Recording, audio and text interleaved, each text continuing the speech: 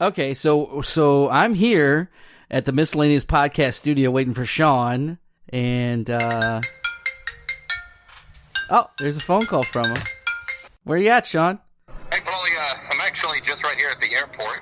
I've managed to, I'm trying to get there, but you suppose we can start from here?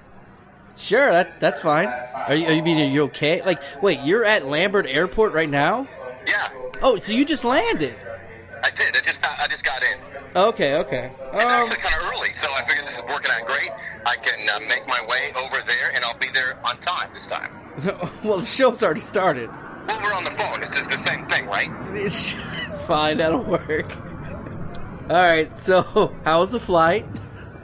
It was all right. I actually started at Lambert, and they canceled my flight. Oh, you... All right, yeah, let's just... I got in the air, though. I mean, it was like we got up in the air, and then we landed. That's very... Well, I'm glad you're safe, because normally when that happens, it's not a good sign. You know, maybe so. All right. So, I can go out to the shuttle, or I can rob this old lady's, hotspot off the Wi-Fi. It's up to you. That'll work. Rob the hotspot. Let's just do it. Let's just do it over the phone. All right, buddy. Sounds great. Last night, I show up at home, and there is a river of water pouring down my street.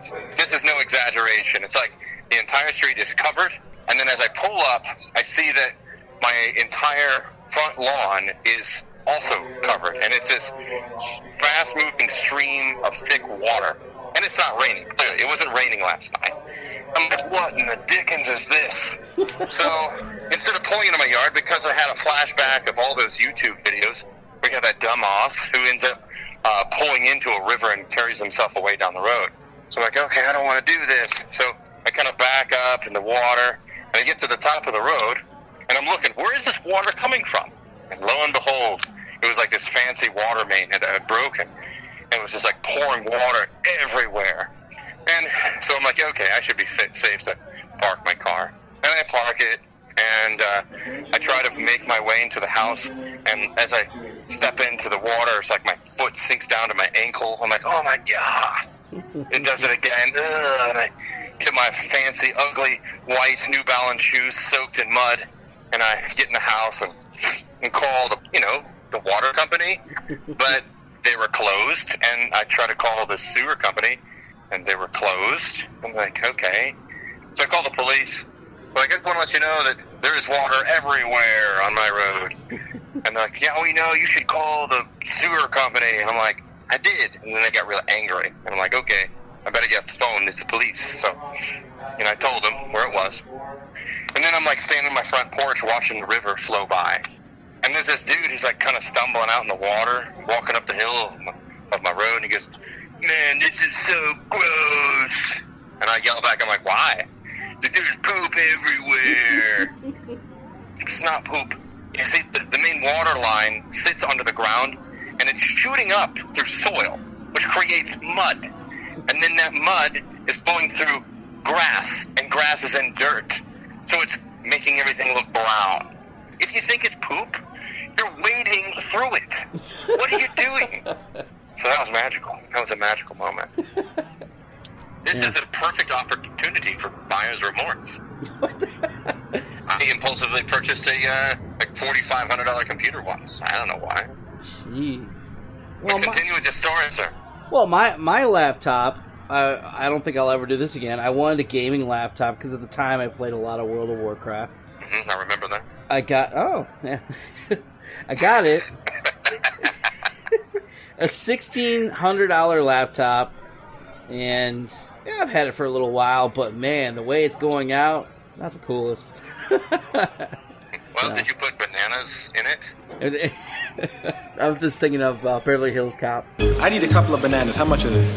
Well, the buffet plate is $12.50. Well, all I need is a couple of bananas. Shh. Go ahead, take those bananas. It's dying out the same way as all the other ones are, and I'm a little disappointed because that's like everyone else's computer is dying. Well, no. Like I always carry laptops because I'm always on the go. So you're dropping them. Yeah. No. So the other laptop I had, which I really liked, was classic style. Look, that was awesome. It started overheating all the time, and then eventually it was like, okay, it's done. Same thing's happening there. Alienware ones do, though. Is that what you had? No. The other one was just like some Toshiba. Those super performance ones, man. You got to buy like a super fan and put under it when you're using a word processor. Yeah, I got. It's gonna melt the fucker. Yeah, I got one of those. The trays that goes on with the fan and everything. Still didn't really help it out. So I bought this one, the $1,600 one. They have fans in the back of it. It looks like jet engines, like, shooting out. Yeah, and it's cool, but it's still doing the same thing. I mean, the keyboard will get hot every once in a while, and all you're doing is just, not anything big. So it's ridiculous. Yeah. So at the end of the day, same shit's happening. I don't know. I think this has lasted longer than the other ones, but Whenever I made that impulse purchase, it was a calculated impulse purchase for nothing. I have these lofty dreams of doing things with them, but it ends up just being a word processor. I tell you what, dreams were really cool. When I was in high school, that was when the Dodge Rams first came out, and the guy down the street had this awesome dark forest green Ford, Dodge truck. I know Ford. It was It changed hands for a little bit, then it went back. I would walk to school and I'd always see it. I'm walking to school and the door's open and it's tan interior. It has this awesome little bed cover. So I stole it. The dude left it open. And all I did was I take it down the block, I turn around, go down the road a little bit. I just test drove it. I brought it right back, left it exactly where I left it, and went back into mode to go into school. And I dreamed all about that for months, about just, I should have stole it and left for the whole day, did tons of shit with it, get a bunch of people over and hang out. It's like, you're a kid, but yeah, that was... You would have never worked at the casino. No. That would have happened. No. I used to own a 1983 Dodge Ram Charger. Oh. It was hideous. It was pretty cool. It was my first motor vehicle. One of the nice amenities about it was the passenger seat. These are bucket seats, clearly. The passenger seat had this cool ability where you could, lay back as far as you wanted. So much where, you could be flat on your back. Damn. Welding is not necessary. So you'd better have the seatbelt on, or else you're just going to fall over because the chair isn't connected to anything. And the side view mirrors, they were perfect because they were rusted somehow on both sides. You couldn't see out either direction. And all the mirrors are jacked. They had this really cool whip crack right across the front windshield, and that was nice. The muffler was busted, and you better make sure you lock the door, or else the door will open on you, especially in the passenger side. Oh, damn. So, if you like to live in a lap of danger, take off that seatbelt and don't lock the door, because on the highway, there's a good chance you're going to be hamburger. I gave up on that truck after, the gas mileage was reduced to about 6 miles to the gallon. Oh. It was a good little truck. I had some good adventures with it. I cut off a cop one day. He was really happy. It's actually one of my favorite instances. I was going to a friend's house. Somehow my girlfriend at the time, she knew how to get to my friend's house better than I. It's not suspicious. She's driving and I'm behind her, and we come to a stop sign. She does this rolling stop, which means she just pulled right through it. And I always like to come to a complete stop, but I didn't have the chance. But I saw this other car pulling up. I'm like, well, I can get around them. And so I'm hit the gas, and this car is kind of whoa, it's not really going much faster because the engine is so amazing. And I barely make it in front of this car. We're talking like 1.5 feet, or else we would have both been dead. So I pull around him, and then suddenly, about 2 or 3 seconds later, I see those lights behind me, and that signals a good day indeed. He pulls me over, and at this point, as I described, I have the crushed windshield, none of the mirrors work. I have this giant, the bumper is actually ripped about, like, I don't know, like 3 feet forward. So it's more like a stake. You know, it's more like some kind of pike on the front end of the car. And he walks up and he's like, "What the fuck do you think you're doing? You realize you almost killed us both?" And he's super, super angry. And I understand him. I'm like, okay. In all the instances that I've been pulled over by a cop, I deserve a ticket right now. Probably even a punch in the jaw.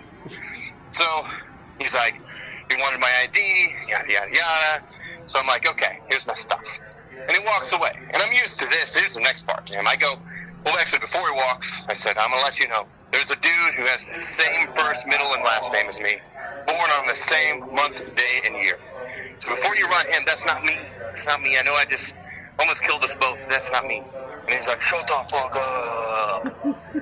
So he walks away. And he does what other cops do for those 15 minutes. I don't know. It's a mystery land. It's like... That's the tunnel of Narnia. And then he comes back. And now the cop is jovial. He's laughing. There's some kind of big joke that I don't know about. And he walks up to the side of the car. He says, "You have the worst luck that you can imagine. So I'm going to let you go today because you have yourself with a mistaken identity with a bad motherfucker." And I'm like, "Oh yeah?" He's like, "You don't even know. I'm letting you off because you're going to deal with this for the rest of your life and you need a pass." And I'm like, "Oh, okay." He's like, "Go home." And I'm like, so I went home. So that was a great experience, right? I've had other experiences with this other Shawn, White, which is my name. But with that, how does that story make you feel, Mr. Pauly? It makes me more intrigued to know who this other Shawn is. He's like the goatee version of me, right? Yeah. See? Yeah. Yes! What did you do with your body zones last night, Mr. Pauly? What did I do, what? What did you do? Yeah, that's right. What did you do with your body zones, Pauly? Last night I got home and went to bed. I just wasn't in the mood to do anything. Do tell. I laid down and went to bed. What was that like? Well, I need to get a new bed, and I am too picky to figure out which one I really want to get. Mm-hmm. I kind of want to just go... I had this badass complete set of futon. Chair, ottoman... Yes. Not terrible so far. No, it was really cool. It was made from wood and all this stuff. I got it from Josh. I had it all the way until every part of it broke. So I'm thinking about doing that again. Everything's always online, too. You find the right thing, it's online. And I don't want to buy it online because it's going to take 3 to 5 weeks to get it here. I want it now. That's right. Impulse purchases are the best ones to regret. No, I love the internet, but I'm not a big fan of buying stuff on the internet because I like just going there, physically looking at it, physically if it's like a shirt or clothes, put it on, see if it fits. I can't dig those people who go in. I mean, that's awesome, but I just can't dig it. What about underwear? Do you try on the underwear like you get it out of the packages? I've been working on all sorts of different kinds of projects where I would like to interview different people who have experienced serious illness and focus on their underlying passions in order to convey what the value of life is. And that's a project, something to inspire, to have people look inwardly and find a means to inspire themselves to their own success stories. But I have a lot of other projects on my lap at the same time, and I'm trying to do my best in order to prioritize and make sure that every project gets the TLC that it needs.